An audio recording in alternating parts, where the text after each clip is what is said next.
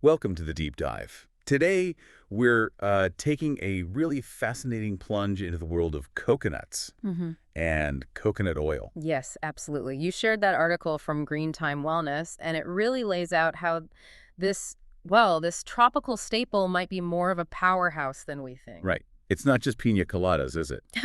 Definitely not. We're moving beyond that. What's really compelling here, I think, is just the sheer range of potential health benefits the article covers. So our mission today. Yeah, our mission is basically to pull out the most valuable bits from this information, connect the dots, make it easy to grasp why coconuts get called a superfood. And importantly, how people could actually, use them in their own routines. Exactly, actionable insights. Okay, let's dive right in then. The article kicks off talking about how nutrient-dense coconut meat is. Mm-hmm. It mentions things like dietary fiber, manganese, copper. And then these healthy saturated fats, medium-chain triglycerides, MCTs. That's them, MCTs. And that might sound a bit, technical. But the article really highlights what makes them special. Which is, Well, it's how quickly our bodies can actually use them. They're like a fast track for energy. okay, so readily available fuel. Pretty much. Unlike longer chain fats, they don't need as much processing. They go more or less straight to the liver, ready to be used for energy. And this tackles that old idea, right? That all saturated fat is bad. It does touch on that, yeah, because, for years that was the message. Definitely. But this article suggests the specific fats in coconut oil, they might actually be good for your heart, potentially boosting the good HDL cholesterol. That's quite a turnaround, isn't it, from what we used to hear? It really is a significant shift, Mhm. and it underlines a key point. Not all saturated fats are created equal. How they behave in the body is different. Exactly.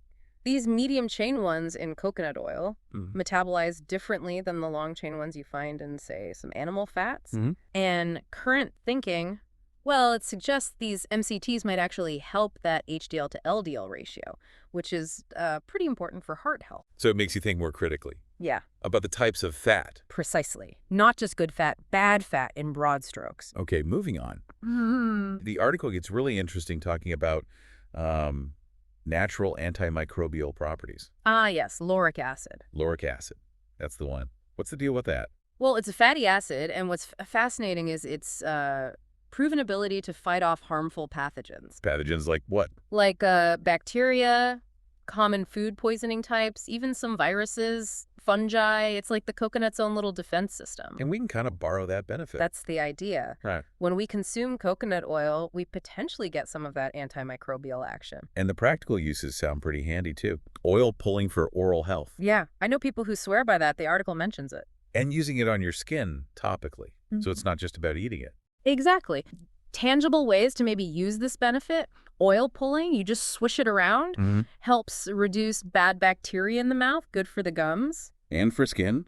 Topically, yeah, those antimicrobial effects could be soothing for like minor irritations. Right, speaking of skin, the article really plays up coconut oil for skin and hair health, a deep moisturizer. Makes sense, doesn't it? Right. If you look at the fatty acids, it creates this sort of protective barrier on the skin. Locks in moisture. Exactly. And it's an emollient, so it helps soften and soothe skin that's irritated. Potentially helpful for things like eczema, dermatitis. And hair, too. I know people who use it as a hair mask.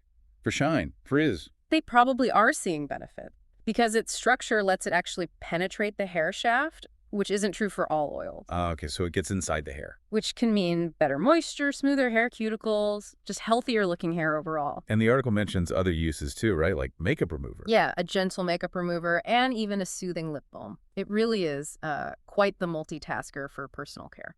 Okay, this next part really caught my eye. The potential link between coconut oil and boosting brain function. Yeah, yes.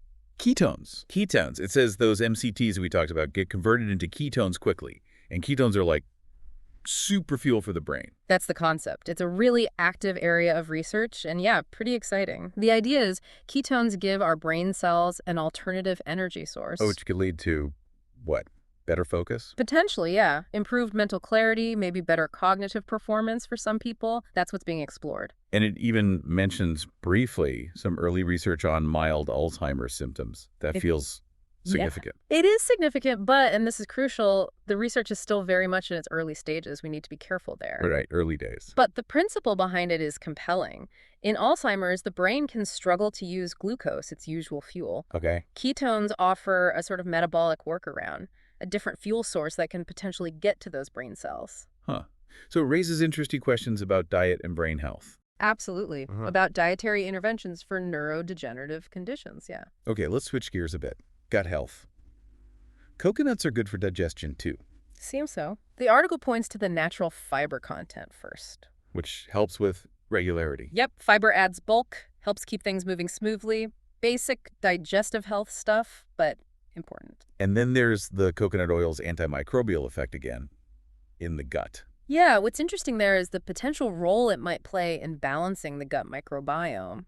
How so? Like targeting the bad bacteria. That's sort of the thinking. By maybe selectively going after some harmful bacteria, it could help create a better environment for all the beneficial microbes we have in there. And those good gut microbes are crucial for, well, everything, right? Immunity, nutrients. Exactly. They play a huge role in overall health. Okay, and energy. For anyone looking for a natural boost, without coffee jitters, back to the MCTs. Back to the MCTs, because they get turned into energy so efficiently. Quick, sustained lift. That's the idea. Without that crash you sometimes get from, sugary drinks or too much caffeine. And the article specifically calls out people on low-carb or keto diets. Makes sense, right. On those diets, your body's primarily using fat for fuel anyway. So MCTs are like premium fuel for A them. very efficient, readily available source, yeah. The article's tip, adding a teaspoon to morning coffee or a smoothie. That's a simple way someone could try it out, see if they feel that energy boost. Right. Practical. Now let's talk kitchen. Cooking with it, it's stable at high temps, That's a big plus. Good for sautéing, baking, even some frying. unlike some other oils that might bring down. Precisely. Coconut oil holds up well under heat, and its flavor.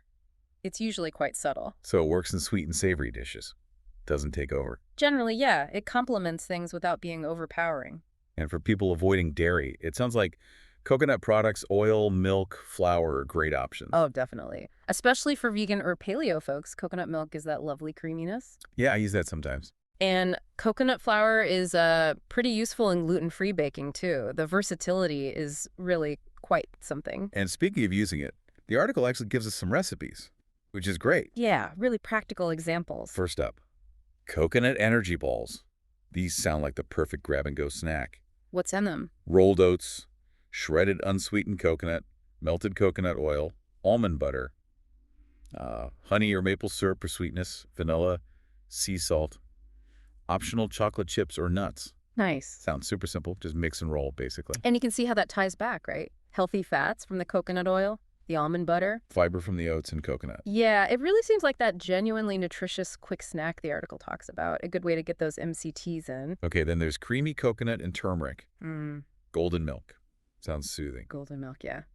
Very popular. Ingredients are coconut milk, turmeric, cinnamon, ginger, bit of black pepper. Ah, the black pepper is key for the turmeric absorption. Right, and a little coconut oil again, sweetener to taste. Just Yeah. heat it all up gently. That combination is really interesting.